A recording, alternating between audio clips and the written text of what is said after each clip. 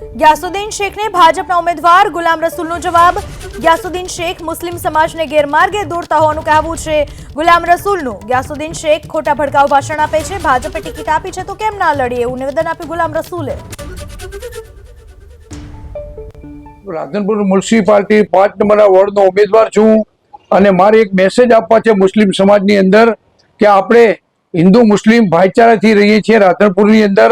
અને અમદાવાદથી એક જૂના ધારાસભ્ય જે પૂર્વ ધારાસભ્ય હતા ગ્યાસુદ્દીન શેખ રાધનપુરમાં આવી અને મુસ્લિમ વિસ્તારોની અંદર ભડકાઉ ભાષણ આપે છે અને મુસ્લિમોને ગેરમાર્ગે દોરવાની કોશિશ કરી રહ્યા છે। આજની તારીખની અંદર બીજેપીએ 7 ટિકિટ આપી છે મુસ્લિમોની, તો ગ્યાસુદ્દીન શેખનું કહેવું એવું થાય છે કે મુસ્લિમોએ બીજેપીના બેનર હેઠળ ચૂંટણી લડવી ના જોઈએ। શા માટે ના લડવી જોઈએ? તમારે પણ ટિકિટ મળે તો તમે 3 નહીં 7 વખત લડવા ચૂંટણીમાં આવો એવા છો। તમે તકવાદીઓ છો। રાધનપુરમાં તમારી ક્યાં જરૂર છે? પાયાના ઉમેદવારોને ક્યારે તમે મળ્યા? મુસ્લિમ આગેવાનોને ક્યારે મળ્યા?